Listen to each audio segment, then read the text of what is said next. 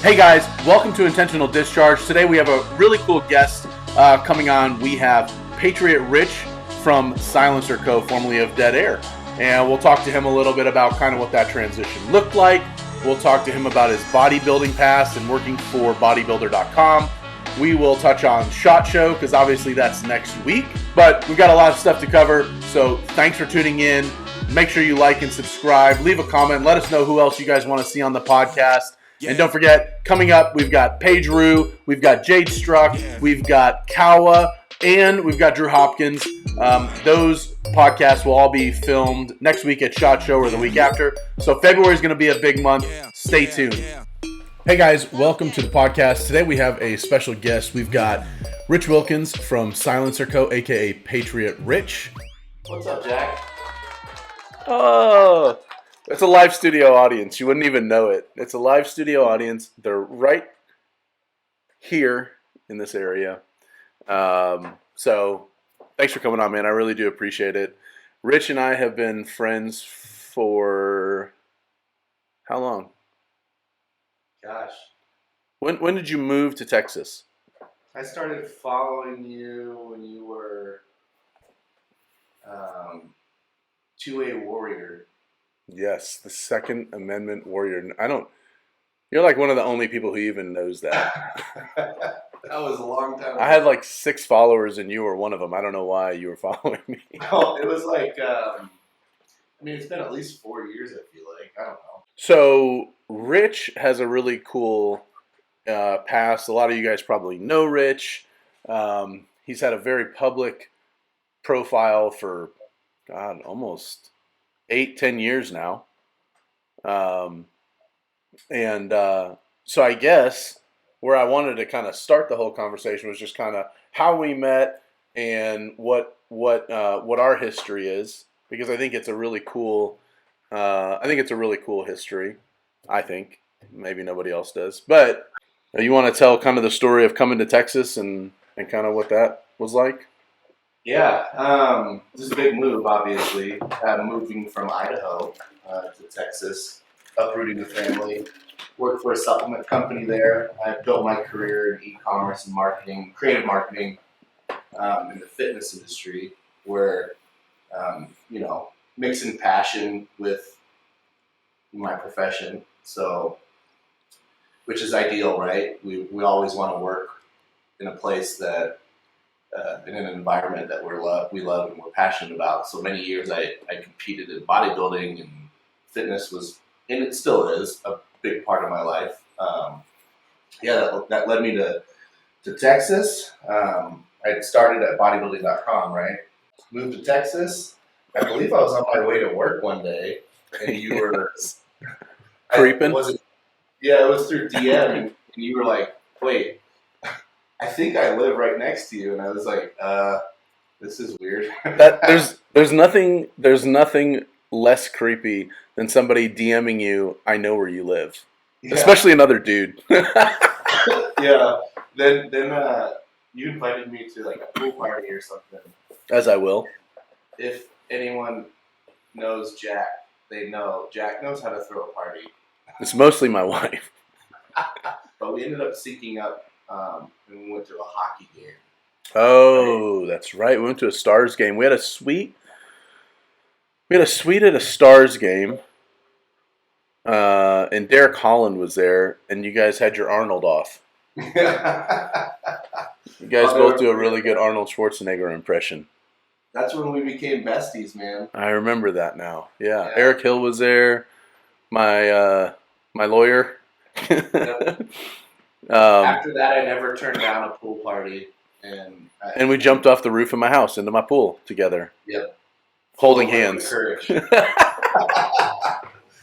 Well, okay, so you brought it up already. I was going to go to this like way at the end, but you brought up bodybuilding and kind of how you got into this. So let's just do that now. Because you have met some really cool people. You've done some really, really cool things in the bodybuilding industry, and obviously that's super important to you.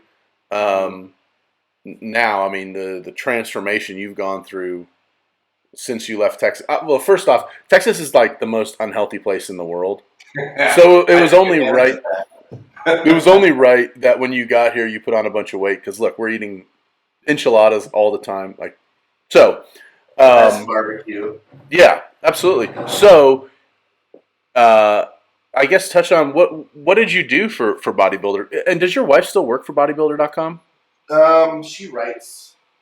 She used to write for them quite a bit. I'm not sure if she still writes for them, but yeah, I mean, gosh, Texas put on some serious barbecue weight and beer weight. Hey, there's nothing wrong with that. No, it was good. It was a lot of fun. I really did enjoy Texas and the lifestyle there. But yeah, it was time when I left there. I realized, oh man, I've kind of fallen off the bandwagon, the fitness bandwagon that I lived on for so long. And every childhood's dream is, at least our generation, would be to work or meet Arnold Schwarzenegger. Not so much today because of the crap that comes out of his mouth now. Back before all the, I guess, politically charged ridiculousness out of his mouth, I got an opportunity to work with him and meet him, and as well as a lot of the bodybuilding greats out there: Jay Cutler, Phil Heath, you name it, Lou Ferrigno, Wow. Lee Labrada, some of the legends in the industry. So, how much weight have you lost since moving? Oh man, I think I was close to 280 when I was in Texas, and I got down to 223. Holy cow! My left leg weighs 223, I think. Okay, so you move. Over the holidays, but Well, as we will, as we will. yeah, Okay, so you move out there, you go work for Dead Air. What was that like? And obviously you've got a career change at this point. So let's chat. But yeah, working here now. look at that. Okay, so you go out there with Dead Air. Mike Pappas is a good friend of mine, good friend of yours, obviously. Tell us what happened. I guess I don't know. I want to, as much as you're comfortable, I'll open it up to you. I don't want to pigeonhole you into something you're uncomfortable with. Nothing too crazy. I mean, I love the guys over there. For the most part, everyone at Dead Air was incredible. Really good people. Genuine, and I think that's where a lot of the success came from while I was there. Was because of that genuineness. They're not fake. They're Right. all good guys. They're all guys that we all want to hang out with, right? Right. And that's really kind of where that started. We were hanging out at Texas Range Day, man. Yep. The first one. Yep. And that's kind of where that conversation sparked, which led me to a job there, and we did some pretty cool stuff. It's definitely more of a grassroots company, much smaller than SilencerCo, but obviously they produce an incredible product, good people. What happened towards the end was I think I kind of and I wish all the guys there well and all the success. Obviously, I'm working for the chief competitor, right? Right. Sure. So, with that being said, I kind of feel like my time there, it was time to leave. I wasn't actively looking. The opportunity at SilencerCo kind of fell in my lap. It was a timing thing. They made me a very generous offer, and it just made the most sense for me from a career standpoint. Working with the talented team that they have here, we have a very talented marketing team, and for my family, So that was where my mindset was. There was no bad blood. There was no drama. It wasn't anything too thrilling or exciting. I'll miss the guys there. I hope that they do well and continue thriving. But now I'm here and I'm pumped. The things that SilencerCo is doing is really exciting. 2022, expect some pretty epic stuff. Actually, within the next couple of weeks, expect some pretty epic stuff. We're kicking off the new year with some pretty innovative products. So you've been there what, like just like 2 months now, right? I'm working in my second month. Yeah. Okay, so you come over, you hit the ground running. Obviously, can we expect you in the marketing pictures? Like, what's your role over there look like? So as creative marketing director, essentially that's my bread and butter, right? The creative marketing side of things. The talented team here is just, they've always crushed it. As far as the production value, the creativity behind the content, and my specific role is to not only add to the current strategy, but also help cast a wider net, and bring continuity throughout the different departments within marketing or marketing channels. I'll probably be in some content. Nobody knows what you just said. Sorry. It was like the most generic business speak I've ever heard. I was waiting for you to say we would circle back at a 50,000-foot view or something. Yeah. So you're going to be in content, probably, maybe. Yeah. That's a really great focus. When I was at Dead Air, there's a lot of really talented guys and people and resources that we have here, which is one of the really exciting things about coming to SilencerCo. It's a very large company, and the tools at my fingertips. That's another big reason from a career standpoint that, when I was at Dead Air, I was conducting an orchestra and kind of pretty much sitting in every musical seat. So that's why you saw me a lot in content at Dead Air, because who else was going to do it, sort of kind of attitude. So, and that was exciting. Well, and you thrive on camera, to be honest with you. So, here's my piece of advice. If anybody from SilencerCo ever watches this, if you don't put the guy on the camera, you're underselling. Well, I appreciate that. I mean, that's just the truth. I mean, that's what you grew up in this industry doing, was being on camera, right? So, okay, so do you want to tell us anything cool that's going to come out? Oof. This is the part where I pigeonhole you. Something. Give us like a crumb. Okay. Give us a We crumb. developed a product that will launch very soon, very, very soon. It has been attempted a couple of different times from reputable companies within the industry, and their attempts have failed. The product that you're going to come out and see that will be in the marketplace very soon actually works, and it's really exciting, and it should make some significant noise within the industry. And I'm not trying to overhype it either. It's just the truth that I'm speaking, and it's awesome. The thoroughness of the team here from an engineering development side is mind-blowing. I didn't really realize until being here at SilencerCo how much goes into the development of a proper product launch, from an engineering standpoint, a testing and development standpoint. They are very thorough in making sure that the product that's released to the marketplace is ready. Yeah. So when are we gonna see that, do you think? Maybe sometime late January, early February. Oh, so really, really soon. You're gonna see it sooner. I'm gonna see it sooner? Yeah. Yes. Just don't say anything. We'll cut that from the podcast. No, that's awesome, man. I'm super excited because I think a lot of folks are really excited to see new product from SilencerCo.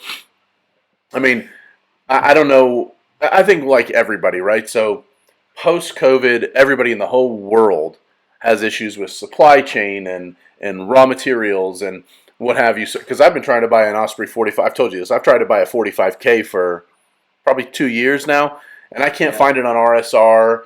and it's really difficult to pay. Once you become a dealer, or once you have access to RSR, David, and if you guys don't know what that is, basically, we have a shop here in Texas, so I don't pay retail. I'm paying dealer cost or whatever through a wholesaler. So I go to a wholesaler like RSR, Davidson's, or Kroll, and I'm not paying that retail price. I'm paying, whatever, somewhere between 6 and 30%, let's say, depending on the product and company, whatever, less. So I'm going on there, and SilencerCo sells on RSR, and I cannot find a 45K for probably 2 years now.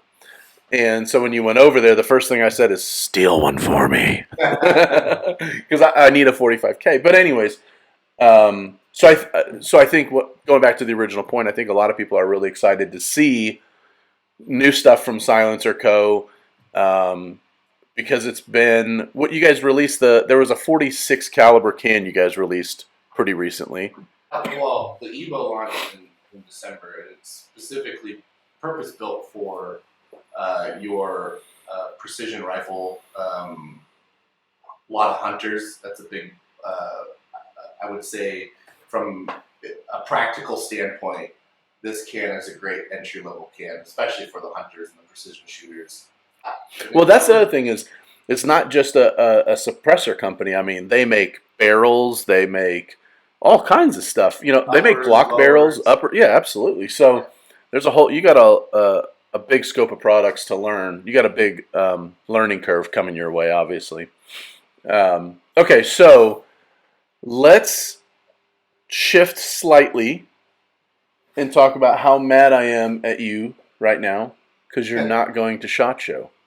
You won't see a big SilencerCo booth this year. We'll obviously be at the Silencer Shop booth. We do have some SilencerCo employees there, but so SilencerCo is sending a contingency of people? Yeah, there'll be a few SilencerCo people. And do you have an actual booth, or are they just going to walk the floor? Walk the floor, and then we're also in the Silencer Shop booth. So okay. Oh, so you guys are going to be physically so SilencerCo people will be physically standing in the Silencer Shop booth talking about their product. I think so. Yeah. Well, either way, I mean, I guess what I'm trying to get at is, obviously, we all know a lot of companies pulled out of SHOT Show. And my wife is calling during the frickin' podcast. Go ahead, talk to Rich. Say hi, Rich. Hi, Rich. Hey. Okay. Just calling to tell you I sweat my ass off and it was a good class. Okay, bye. All right, bye. I love you. So I think the biggest surprise for me was Springfield. They had a huge party planned. I was super excited to go because it was at Tau, and my buddy Mario is the GM at Tau. We've both had Delta and Omicron, I think. For me, it was like having an allergy attack at worst. I never had any of the fever or anything like that, and I'm not trying to make this political at all. It's funny because you're just talking about symptoms. I know. And you say that, the political side of things, and it's like, it's just wild to me how politicized this has become. Yeah, because you can't even talk about this without talking about politics. You know what I mean? Or money and Pfizer making trillions of dollars. That's the crazy thing for me was Pfizer made, I think it was like $17 billion in Q3. And I just watched a video with the CEO of Pfizer. And you can look this up. It's 100% true. He literally says, we know that the shot and 2 boosters gives you little to no protection against the virus. So we're coming out with a 1.1 in March of 2022. So we're 2 months away from them coming out with another version that they want you to go out and buy. Of course, it's probably going to be free. It's probably going to be free to you. Free, right? Because they're just going to bill the government and then hit you for your taxes on it. But they even come out and say it. Which isn't shady at all. No. It's insane to me. So I don't think it's political. I think this is more of the medical industry thing. Like, I just think there's so much money in medical with these pharma companies. And anyways, go back to SHOT Show, because I just think it's so insane that some of these companies are pulling out when there's so much data out there that says this isn't even scary. It's not even not that scary. It's just not scary. It's it's a cold at best. It makes you wonder if, maybe that's part of the reason. But after the first SHOT Show that didn't happen, some companies realized maybe the ROI isn't there. I do think that's a huge part of this. And I can probably be more candid than you can on this topic, just because you work for an industry company and I don't. But I do wonder how many times is SIG going to pay $1 million and then pay the unions in Las Vegas $100,000 to set up their $1 million booth. So I do wonder that because I think that the cost has gotten so astronomical to ship product there. Like I said, that SIG booth I think is $1 million. But that's not. I mean, but not, okay. So now you've already paid that. But now Vegas is a union city, so you have to pay a union guy to set that booth up. You can't go there and set up your own booth. That, from what I understand, maybe I'm wrong. Yeah. But you have to pay somebody. Yep. So you're paying the union to do that, and what they charge you. So somebody the other day, they told me that they needed power to their booth. They had like a 10 by 10 booth, right? So just a table basically, and they needed power, and there was a plug on the ceiling that they could have reached and plugged in themselves, an extension cord, and the union said, you can't do that. You can't do that. You can't plug that in. So they had to send a union guy over to plug it in, and they charged them $212. But yeah, I'm disappointed. Springfield's not going because I was looking forward to that party and meeting some of those cool people over there. Obviously, they dropped a new bullpup today. It's actually sitting right over there. I'm about to go. Yeah. The thing's pretty sweet, actually. It's one of those, I've never owned a bullpup, right? I haven't. I never thought That's not true. would. I had a Tavor, and I had a Tavor. I wasn't. That's Israeli, right? Yeah. Yep. So I had that, and my problem is not functionality or look or anything like that. My problem is it's so ingrained in my brain to shoot an AR-15 at this point that it's difficult for me to rewire my brain to reload it under my armpit. Essentially, that's the only problem for me. I think that'll be the case for everybody. Right. Hey, let's do this really quick. What do you think about this bad boy? This is beautiful. Got a Henry with the Ranger Point. Yeah. Precision. I've seen you shooting that a bunch as well. I know you have to get back to work. I know you're busy, so I appreciate you taking some time to. And it's about time to sit down and talk. I'm sorry it's taken so long to get on the podcast, brother. Well, that's. But I'm glad we did it. I am too, and I will tell you right now. We'll be in Vegas next week. We're filming podcasts with Paige, some chick who shoots. Jade Struck. Kawa's coming up. Dirty Harry's coming up. We'll have several industry guys. Probably Aaron Quinn from Cobalt Kinetics, if I can pin him down to a time. So we've got a busy week in Vegas next week, so I'm glad we got to knock this out. I just wish it was in person, but I know. I'm jealous that I'm not going to be there. The biggest reason I want to go, obviously, is to see everybody. 100%. And I think R.W. Higgins posted, SHOT Show could have been an email. And it's a really funny video on his YouTube, and it was like, SHOT Show could have been an email this year. And I love RW. I think he's one of the funniest guys in this industry, and one of the most real guys in this industry. But here's what I will tell you. The part that you don't get with an email is the personal interaction. And I think because of 2020, 2021, and we're 14 days to what is it? 14 days to flatten the curve. Here we are on year 3 of 14 days to flatten the curve. I want to see somebody in person, and so that's what I'm most excited about, is just to go see everybody. So, and that is a big value that SHOT Show brings industry wide, because it's like the show, right? Right. There's other great big shows like that, but shaking hands, building those relationships with other companies, that is a huge value Yeah. to our industry, and it's important. So it's definitely something that I'm going to miss this year. Yeah. You know? Listen, if anyone that's listening and is interested in living in the Dallas area or already does, I am selling my house. Oh, look at this. This is an advertisement. Should we put up the address or something? You guys want to, if someone wants to move into Patriot Rich's house. All right, so we will put up a picture of Rich's house at the end of this. And if you want to buy Patriot Rich's house, you have to contractually agree that you won't blacklight the master bedroom. But other than that, it's a beautiful house. And we'll put it up at the end of the podcast. So thank you so much. I'm being serious. I really appreciate you. And especially because it was kind of last minute. So thank you for doing this. Yeah. We will catch up with you after SHOT Show. Okay. All right, man. Let's do this again. For sure. All right, brother. Adios. See ya. Bye. Hey guys, thanks for joining us on Intentional Discharge. Hopefully you enjoyed our interview with Patriot Rich.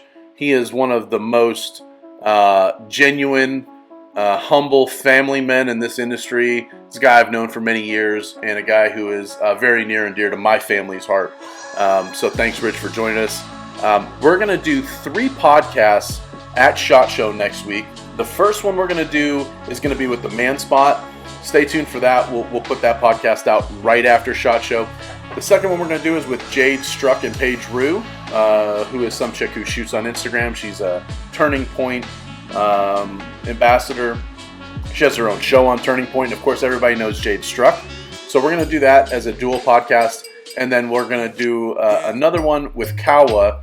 I do have Drew Hopkins scheduled. I believe we're going to do that the Friday after SHOT Show, which would come out sometime in mid-February. So we'll probably talk some politics with him. I know he's got some big political views, and I actually love his politics. So we're going to talk with Drew.